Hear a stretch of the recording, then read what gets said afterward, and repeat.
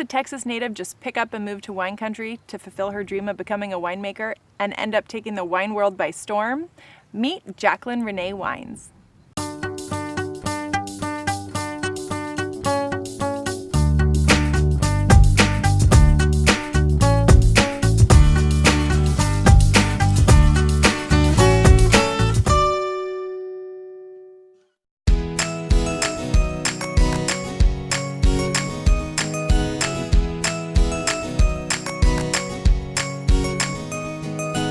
Thank you so much for joining us here. And tell me a little bit about where we're standing. So today we are standing in Bacigalupi Vineyards off of West Side Road in Healdsburg, so Russian River Valley.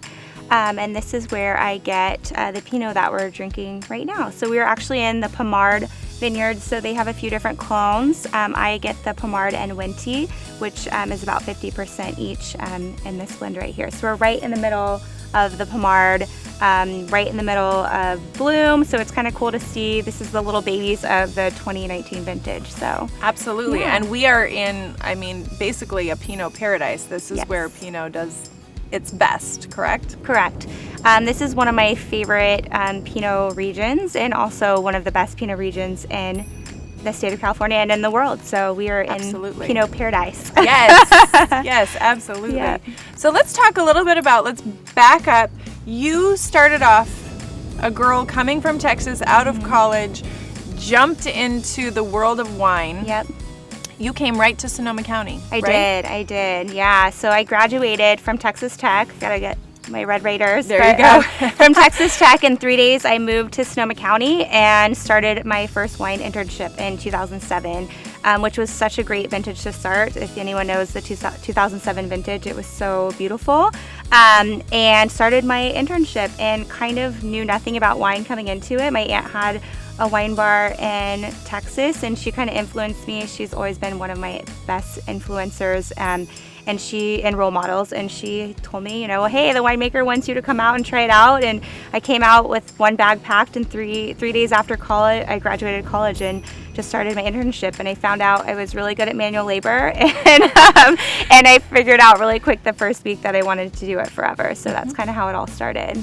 Well, it's almost like you've never looked back, because I mean, you really came out, embraced it, and the scores that you are getting from Parker and some of the others you were just going over have been phenomenal. So real quick, just highlight what are some of the scores you've received most recently on some of your wines? Well, it kind of was cool. The first vintage we ever did, you know, you never know how the first vintage is going to go. And again, it starts in the vineyard, and we're getting such amazing fruit. The Bacigalupi family does an amazing job and grows the most beautiful fruit. We got a gold medal from San Francisco Chronicle, which, you know, the first vintage, you don't really know what you're going to do. So that was so amazing. And then kind of after that, through the vintages, the vintage we're drinking now is a 2015, was a 91 Robert Parker. So super, super excited, and that was so great. And then the 16, we just got a 92 plus on Robert Parker. And my Chardonnay first vintage we're making from Sonoma Coast, from San Giacomo family, and we got a 92 plus too. So it's just like, cheers! Oh my gosh, thank you! Incredible thank you. Success. And you, I mean, so early in your career, you obviously picked the right path. For sure. If I can say so myself. Thank you. Tell me about how you've really identified which vineyards you wanted to source from. You briefly mentioned this one. How did you find those, and how have you kind of found your way through? Yeah, so this will be my 12th harvest this year, so coming in 2007.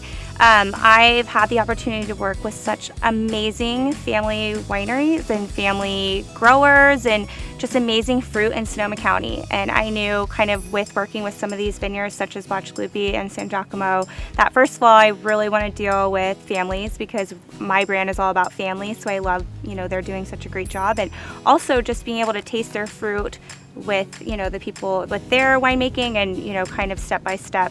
I knew, like, okay, one day if I ever start a brand, these are the vineyards I want to source from, and that's kind of like the route that we went. Yeah, so what is your winemaking philosophy? Obviously, you love to let the terroir speak for itself. Right. But how do you finesse that into a bottle?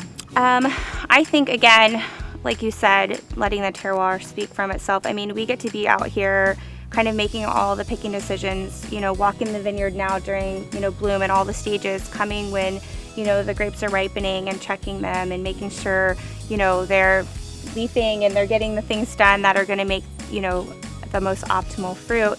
I think that's where it really starts, and having trust in the growers and knowing, these families have been doing it for so long and are so well known in the county that it's like, okay, first of all, I can trust my growers, and second of all, coming out here and just seeing the fruit, tasting the fruit, and knowing and tasting the flavors in the vineyard, that's really where it starts.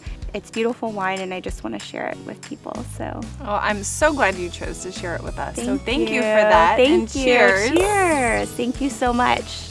Jackie's passion for wine and winemaking is absolutely infectious, and her selection in vineyard sources has yielded some amazing results.